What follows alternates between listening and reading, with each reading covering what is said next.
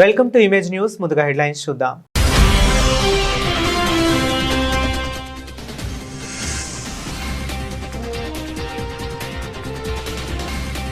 రాష్ట్రాన్ని knowledge hub గా మార్చేందుకు చర్యలు తీసుకుంటున్నామన్న ముఖ్యమంత్రి చంద్రబాబు.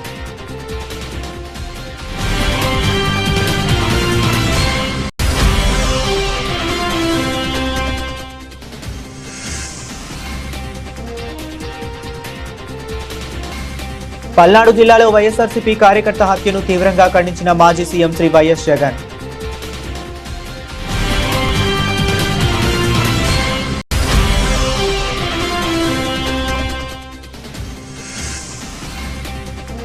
దుర్గగుడికి పెద్ద ఎత్తున తరలి వచ్చిన భక్తులు. శుక్రవారం కనుమ పర్వదినం కావడంతో భక్తుల రద్దీ కొనసాగుతుంది.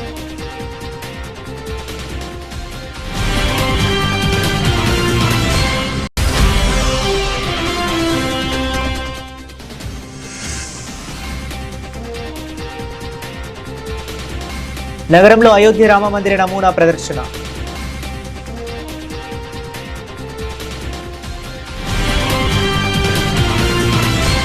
పుణ్యక్షేత్రమైన అన్నవరం శ్రీ వీర వెంకట సత్యనారాయణ స్వామి వారి దర్శనార్థం కుటుంబ సమేతంగా విచ్చేసిన హోం మినిస్టర్ అనిత, వీరిని ఆలయ కార్యనిర్వహణ అధికారి వేండ్ర త్రినాథరావు పూర్ణకుంభంతో మర్యాదపూర్వకంగా స్వాగతం పలికి శ్రీ స్వామివారి దర్శనానంతరం వేద పండితులతో వేద ఆశీర్వచనాన్ని గావించారు.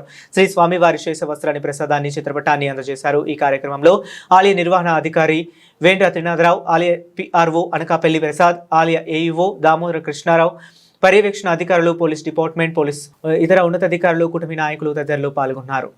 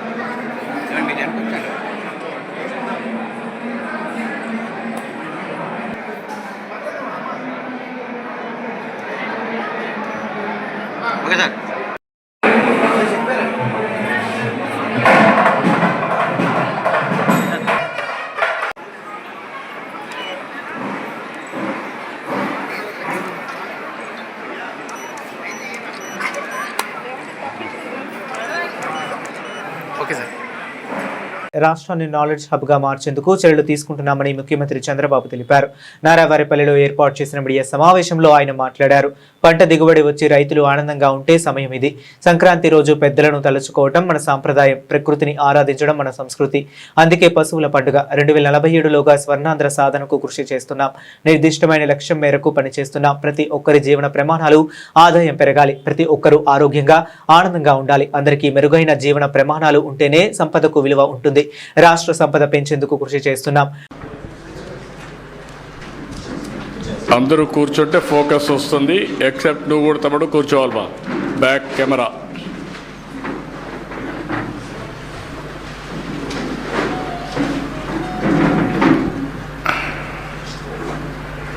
అందరికీ నమస్కారాలు. ఒక మంచి సాంప్రదాయానికి మా మిస్సెస్ అయితే దగ్గర 16-17 సంవత్సరాల కంటే ముందు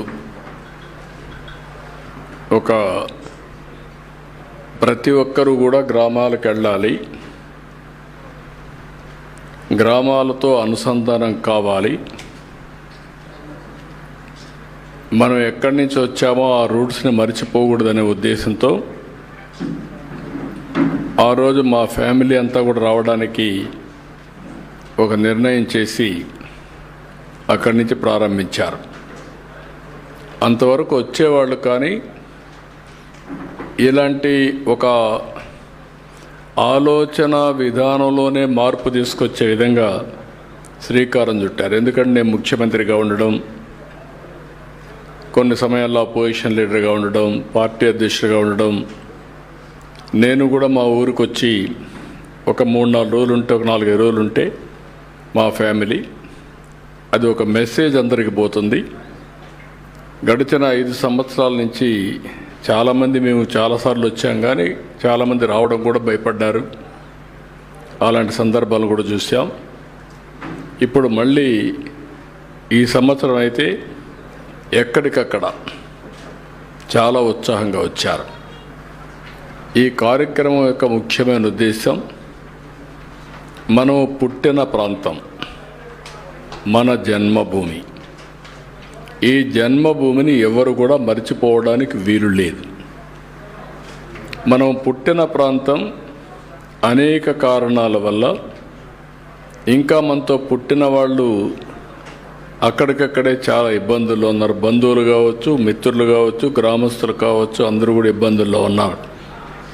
అలాంటి సమయంలో మనకు తోచిన విధంగా మనం కూడా అసోసియేట్ అయ్యి, కొంతమంది ఏమీ చేయలేకపోయినా వచ్చిపోతే ఒక నమ్మకం వస్తుంది. చేయగలిగిన వాడు సహాయం చేస్తే, ఇటీవల కాలంలో అదే పిలిపించాం P4. ఇక్కడ పుట్టారు, గవర్నమెంట్ యొక్క ప్రయోజనాలు పొందారు, ట్యాక్స్ పేయర్స్ పే చేసిన డబ్బులతోనే చదువుకున్నారు, మీకు అవకాశం వచ్చింది, మీరు కూడా తెలివితేటలు ఉపయోగించారు, మీరు ఉన్నతమైన పదవులకు కానీ ఉన్నతమైన స్థితికి కానీ చేరుకున్నారు. కానీ మనతో పుట్టిన వాళ్ళు ఇంకా ఆ ఊరిలో ఇంకా వెనుకబడుతూనే ఉన్నారు. మెరుగైన జీవన ప్రమాణాలు లేవు. అందుకే నేను పిలిపించింది ఒకటి P4, public private peoples partnership. దీనికి short term, medium term, long term కుటుంబాలని మార్గదర్శి, ఎవరైతే దత్త తీసుకున్న వాళ్ళు బంగారు కుటుంబాలు, ఈ 2 అనుసంధానమయ్యి short term, medium term, long term కలిసి పనిచేస్తే అద్భుతమైన ఫలితాలు వస్తాయి. ఈ మధ్య ఆర్థిక అసమానతలు పెరుగుతున్నాయి, ఆర్థిక సంస్కరణలు వచ్చాయి, టెక్నాలజీ అడ్వాంటేజ్ వచ్చింది. ఈ 2 వచ్చిన తర్వాత డెమోగ్రఫిక్ డివిడెంట్ వచ్చింది. ఇప్పుడు స్ట్రాంగ్ లీడర్షిప్ ఉండే పరిస్థితికి వచ్చాం. దీంతో ఎక్కడికక్కడ అడ్వాంటేజ్, సంపద సృష్టించడం కంటిన్యూగా జరుగుతూ ఉంది. మనం చూస్తే ప్రపంచంలోనే ఫాస్ట్ గ్రోయింగ్ ఎకానమీ ఇండియా. ఇప్పుడు 4వ ప్లేస్లో ఉన్నాం. ఇంకో 1 or 2 years 3rd ప్లేస్కి వస్తాం. అక్కడి నుంచి ఇంకా ముందుకు పోతాం. అదే సమయంలో పబ్లిక్ పాలసీస్ వల్ల బిలియనియర్స్ ఎక్కువ అవుతున్నారు. ఆర్థిక అసమానతలు పెరుగుతున్నాయి. ఆర్థిక అసమానతలు తగ్గించకపోతే భవిష్యత్తులో ఆ సమాజం ఆ సాటిస్ఫాక్షన్ ఉండదు. డబ్బులు అనేది, సంపద అనేది అందరికీ మెరుగైన జీవన ప్రమాణాలు ఇస్తేనే అది నిజమైన సమాజం అవుతుంది. ఆ యాంగిల్లో మేము పనిచేస్తున్నాం. అందుకే P4 తీసుకొచ్చాం. ఇప్పటికి ఒక 10 లక్షల కుటుంబాల్ని P4 ద్వారా అడాప్ట్ చేసుకున్నాం. ఈ 2026 నేను ఎక్కువ ఫోకస్ పెడతాను. ఇక్కడ కావాల్సిన డబ్బులే కాదు, మేనేజ్మెంట్ స్కిల్స్ కావాలి. ఇప్పుడు సేమ్ మనీ ఖర్చు పెడతాం. ఒక అతను పెట్టినటువంటి ఖర్చు ప్రొడక్టివిటీ హైయెస్ట్ వస్తుంది. కొంతమంది ఆ సమయంలో నిర్ణయం తీసుకోలేకపోతే అనుకుంటారు. ఒక ఊర్లో 5 ఎకరాల పొలం ఉంటే ఒక ఆయన 5 ఎకరాల పొలం చేస్తాడు, ఇంకొక ఆయన 5 ఎకరాల పొలం చేస్తాడు. ఒక ఆయన చేసిన ఆయన మంచి పంటలు వేస్తాడు, దిగుబడి ఎక్కువ చేస్తాడు, ఖర్చు తక్కువ పెడతాడు. It makes all the difference. అలాంటి నాలెడ్జ్ని అందరికీ తీసుకురావడం కోసం పనిచేస్తున్నాను. ఈరోజు మనం గుర్తుపెట్టుకోవాల్సింది మొట్టమొదటిసారిగా ఒక సాటిస్ఫాక్షన్. 3 రోజులు ఇక్కడే ఉన్నాం. పల్నాడు జిల్లా గురజాల నియోజకవర్గం పిన్నెలి గ్రామానికి చెందిన వైఎస్ఆర్సీపీ దళిత కార్యకర్త మందా సాల్మాన్ హత్యను మాజీ సీఎం వైఎస్ఆర్సీపీ అధ్యక్షుడు శ్రీ వైఎస్ జగన్ తీవ్రంగా ఖండించారు. రాష్ట్రంలో శాంతి భద్రతలు పూర్తిగా క్షీణించాయని, చట్టబద్ధత పాలన లేదని ఆయన ఆగ్రహం వ్యక్తం చేశారు. వైఎస్ఆర్సీపీకి చెందిన దళిత కార్యకర్తను అన్యాయంగా టీడీపీ నాయకులు పొట్టన పెట్టుకున్నారని ఆవేదన వ్యక్తం చేశారు. వైఎస్ఆర్సీపీ కార్యకర్తల మీద, నాయకుల మీద దాడులు పరిపాటిగా మారాయన్నారు. రక్షణ కల్పించాల్సిన పోలీసులు అధికార పార్టీ నాయకులతో కొమ్మక్కయ్యారని, రాష్ట్రంలో వ్యక్తుల భద్రతకు భరోసా లేని పరిస్థితులు నెలకొన్నాయన్నారు. బడుగు బలహీన వర్గాల వారికి కక్ష సాధింపులకు బలి చేస్తున్నారని ఆవేదన వ్యక్తం చేశారు. ఈ ఘటనకు బాధ్యులైన వారిని ఖచ్చితంగా చట్టం ముందు నిలబెడతామని హెచ్చరించారు. టీడీపీ గుండాల చేతిలో హత్యకు గురైన సాల్మాన్ సోదరుడితో వైఎస్ జగన్ ఫోన్లో మాట్లాడి పరామర్శించారు. సాల్మాన్ కుటుంబానికి ప్రగాఢ సంతాపం తెలిపారు. వైఎస్ఆర్సీపీ ప్రభుత్వం మళ్లీ అధికారంలోకి రాగానే దోషులుగా కఠినంగా శిక్షించాలని చర్యలు తీసుకుంటామన్నారు. ఇదే సాల్మన్ ని మొన్న 3-4 రోజుల క్రితం మర్డర్ చేశారన్నా. అదే అన్న, చాలా దారుణం. 200 కుటుంబాలు ఊరు బయట ఉన్నాయన్నా. మీరు కూడా అప్పుడు చెప్పారు మీరే వస్తామని, కానీ ఇంకా సమయం వాళ్ళు కొంచెం టైం అడిగారు అందరు కూర్చొని మాట్లాడుకోవడానికి. ఈ లోపల ఇతని భార్య బాగాలేదని పోతే వీనందుకు మర్డర్ చేశారన్నా. ఈ రోజు దహన కార్యక్రమాలకి మేము వస్తే మొత్తాన్ని ఊరు బయట ఆపేశారన్న పోలీసులు. ఊరు బయట కాదు, నేను ఒక్కరిని పోవాలంటన్నా, కుదరదని చెప్పాను. అందరు 100 మంది వస్తే లేదు ఊర్లోకి 5 మంది పోయి దానం చేయాలంటే ఎవరు ఒప్పుకోవట్లేదు. అందరి ఊరు బయట ఆగామన్నా. చేస్తే మీరు ఎలా చేయండి, లేకపోతే 2 రోజుల్లో జగన్ గారే వస్తాడని చెప్పామన్నా. మీరు ఈ రోజు ఎలా చేయకపోతే మంది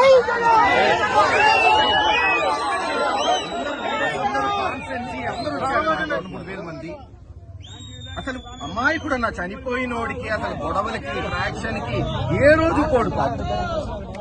అందరు స్వచ్ఛందంగా వస్తే పోలీసులేమో ఎవరు నెల చేయం 5 కార్లు అంట. వాళ్ళు చెప్పిందంతా విన్నామన్నా. వాళ్ళు ఈ రూట్ కాదు ఆ రూట్ అంటే అదో అనుకున్నాం.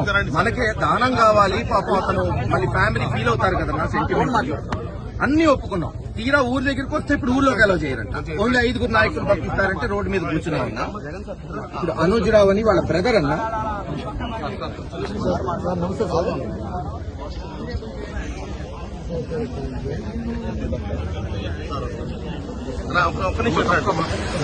మోడీ కుటుంబం కలిసి అందరూ కూడా బయటే ఉంటున్నారు సార్. కూడా 300 నుంచి 400 కుటుంబాలు అందరూ కూడా బయటే ఉంటున్నారు సార్. ఇప్పుడిప్పుడే కొద్దిగా కొంతమంది ఈ ఇల్లు కొలవ చేసుకోవడానికి చెప్పి వస్తుంటారు సార్. అవును సార్, దాన్ని చూసుకొని మనం కొంతమంది అప్పుడప్పుడు కొంతమంది వచ్చేస్తారు సార్. అయితే బ్రదర్ కూడా ప్రస్తుతానికి గ్రామం పక్కన బ్రాహ్మణపల్లిలో నివాసం ఉంటుంది సార్. వదినమ్మ గారికి బాగలేకపోతే చూడటానికి వచ్చారు సార్. ఈలోగా తెల్లవారుజామున బ్రష్ ముఖం కడుకుందని తెలిసిన రోడ్డు మీద ఇంటి ముందుకు వచ్చినటువంటి వ్యక్తిని, అన్నయ్యని మోటమరి పేతురు కాంతారావు అనే వ్యక్తులు రాడుతో దాడి మీద తల మీద కొట్టారు సార్. దీని మీద మేము హాస్పిటల్కి వెళ్ళేసి మామూలుగా ట్రీట్మెంట్ చేసేసుకుంటే సీరియస్గా ఉందని చెప్పేసారని నిన్న విజయవాడ ఇంద్రకీలాద్రిపై వేంచేసి ఉన్న కనకదుర్గమ్మ ఆలయంలో భక్తుల రద్దీ నెలకొంది. సంక్రాంతి పండుగ సెలవులు ముగియటం శుక్రవారం కావడంతో భక్తులు భారీ సంఖ్యలో తరలివచ్చారు. పండుగ ముగిసిన తర్వాతి రోజు శుక్రవారం కావడంతో ఇంద్రకీలాద్రికి భక్తులు రాక క్రమంగా పెరుగుతుంది.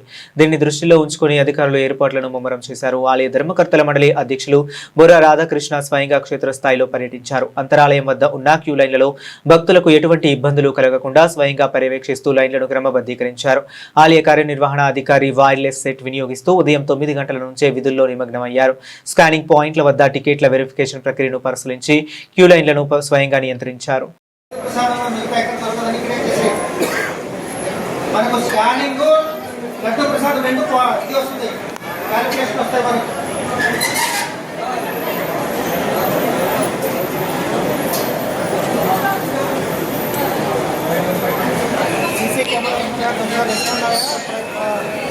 క్రౌడ్ ఎలా ఉంది క్యూ లైన్లలో 500 300 ఒకసారి నాకు చెప్పండి.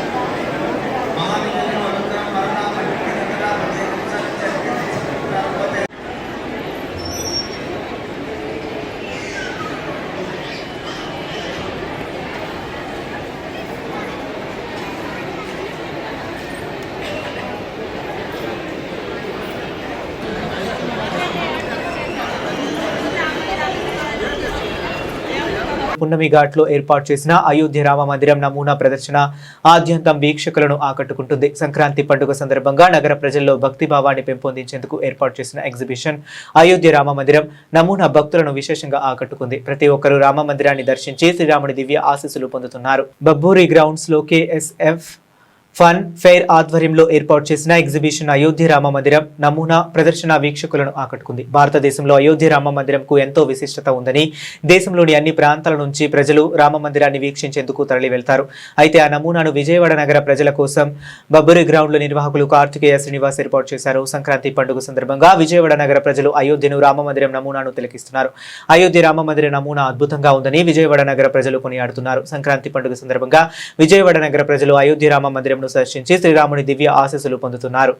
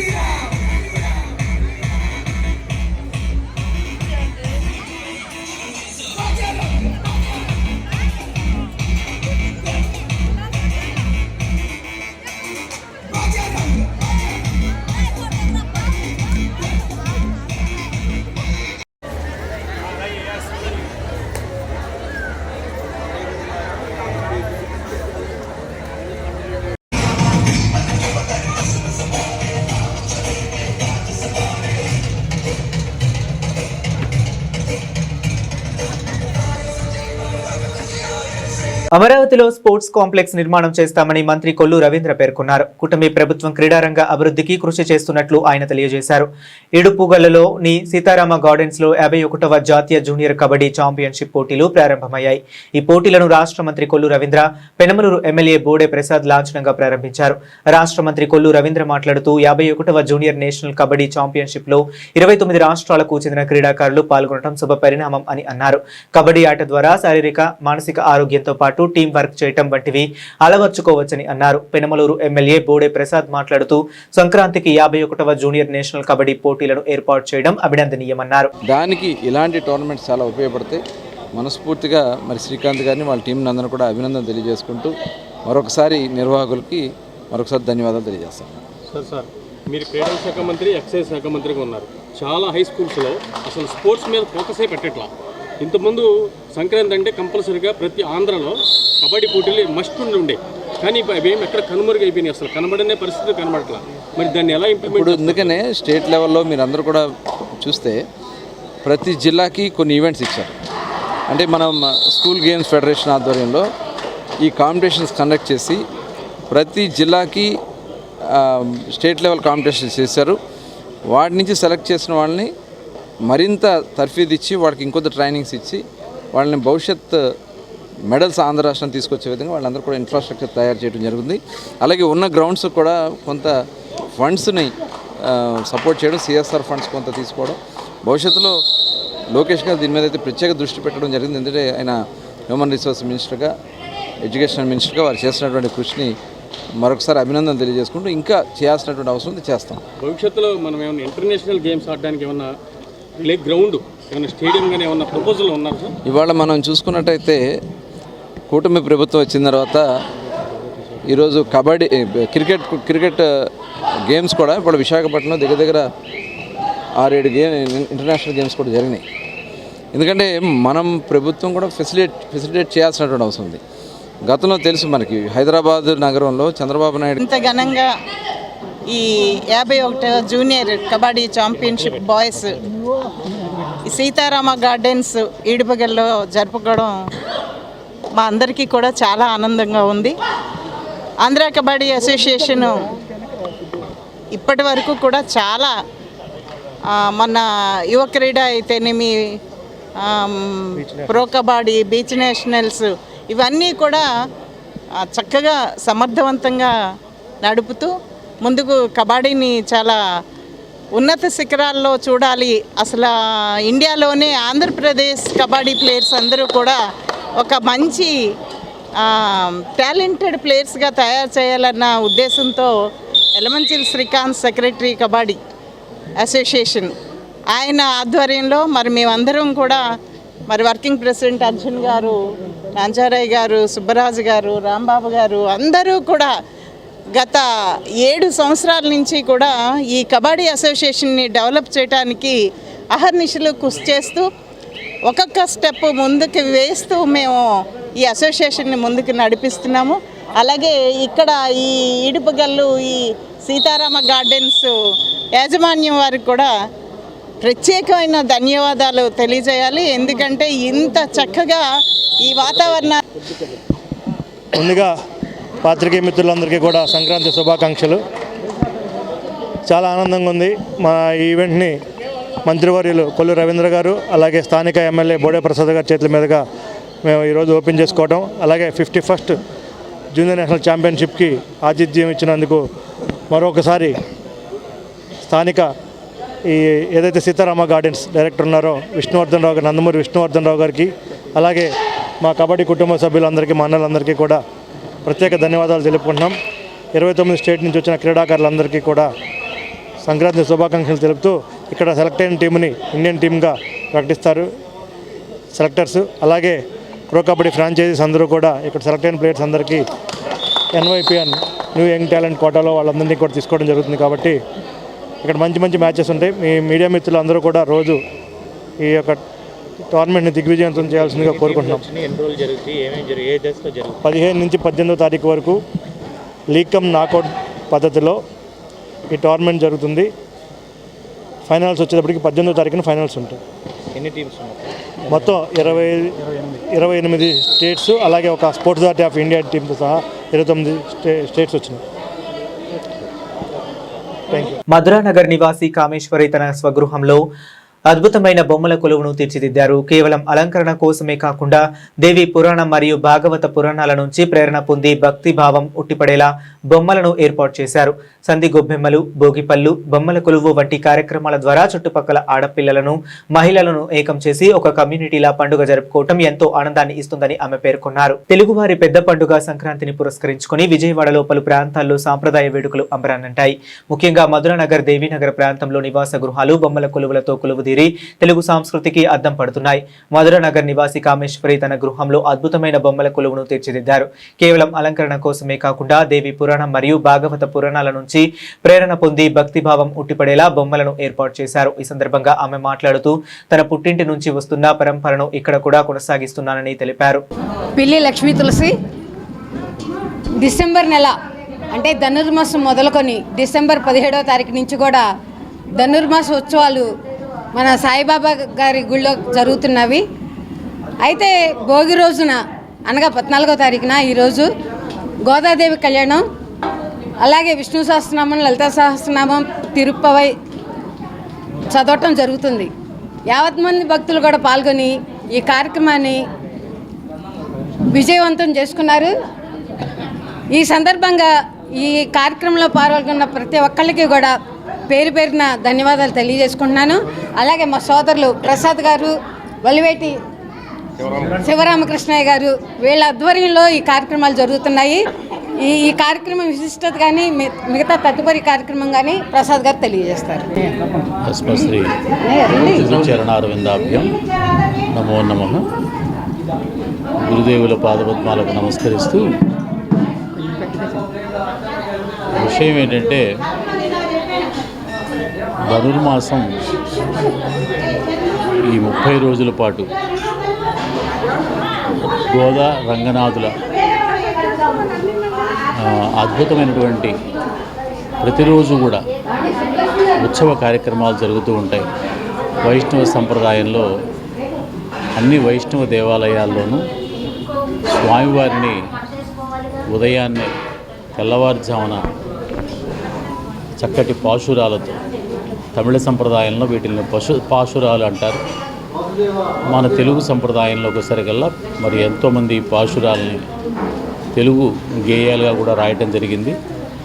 వీటిని తిరుప్పావై అని కూడా అంటారు. శుభప్రదమైనటువంటి గేయాలతో మరి స్వామివారిని నిద్రలేపుతూ స్వామివారి యొక్క భక్తి ప్రపత్తులతో స్వామికి కైంకర్యాలు సమర్పించేటువంటి పుణ్యమాసం ఈ ధనుర్మాసం. ఈ మాసంలో ఎందుకు దీనికి ఇంత ప్రత్యేకత వచ్చింది అనంటే, ఇది పొద్దున్నే వెళ్ళటం, స్వామివారిని అందరూ కలిసి చక్కటి పాశురంతో నిద్రలేపటం, ఇదంతా ఒక ఎత్తు అయితే దీని వెనకాలన్న ముఖ్య ఉద్దేశం సమైక్యతా భావన.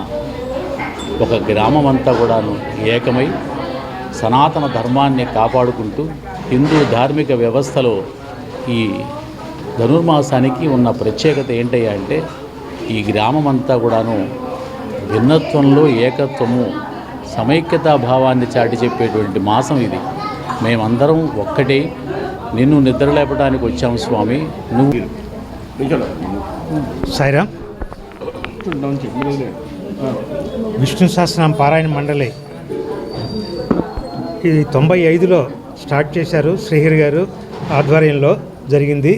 తర్వాత ఇక్కడ విష్ణు సహస్ర పారాయణ మండలి బ్రాంచ్గా 11 సంవత్సరాలు అయింది. ఇక్కడ మధురానగర్లో ఏర్పాటు చేసి మన టెంపుల్లో 4 సంవత్సరాల నుంచి చేస్తున్నాము. చాలా అద్భుతమైన కార్యక్రమాలు జరుగుతూ ఉన్నాయి. ప్రతిరోజు బ్రహ్మీ ముహూర్తంలో ఈ ధనుర్మాస నెల రోజుల పాటు డిసెంబర్ 17 నుంచి జనవరి 14 వరకు చాలా చక్కని కార్యక్రమం. బ్రహ్మీ ముహూర్తంలో ధనుర్మాస కార్యక్రమం, శ్రీ సిద్ధార్థ సిద్ధి సంకల్ప అని సంపుటీకరణ చేస్తూ విష్ణు సహస్రనామ పారాయణ విశేషంగా చేస్తున్నాము. అద్భుతంగా జరుగుతున్న కార్యక్రమాలు. ఈరోజు కళ్యాణం జరుగుతూ ఉంది. కళ్యాణం కూడా పెద్దలందరూ 17 మంది దంపతులతో చేస్తున్నాం. ఈరోజు చాలా వైభవంగా జరుగుతూ ఉంది. ధన్యవాదాలు. ముందుగా ఎస్ న్యూస్, ఎస్ ఛానల్ ప్రేక్షకులకి అలాగే అందరికీ భోగి పండుగ శుభాకాంక్షలు.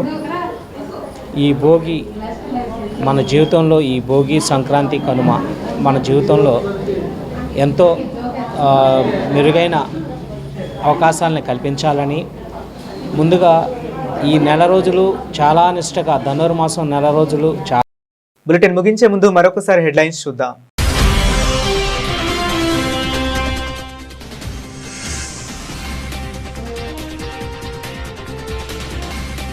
రాష్ట్రాన్ని నాలెడ్జ్ హబ్గా మార్చేందుకు చర్యలు తీసుకుంటున్నామన్న ముఖ్యమంత్రి చంద్రబాబు.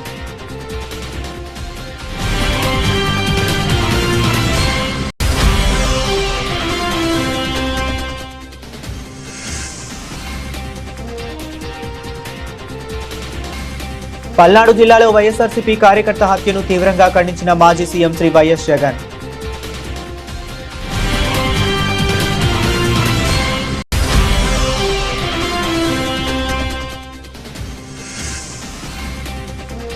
దుర్గగుడికి పెద్ద ఎత్తున తరలి వచ్చిన భక్తులు. శుక్రవారం కనుమ పర్వదినం కావడంతో భక్తుల రద్దీ కొనసాగుతుంది.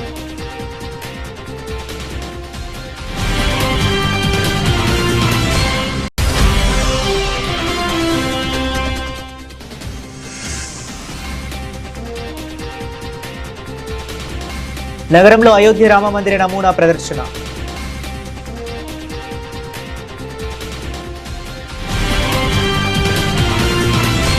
ఇవి ఇప్పటి వరకు ఉన్న అప్డేట్స్. మరిన్ని అప్డేట్స్ కోసం కీప్ వాచింగ్.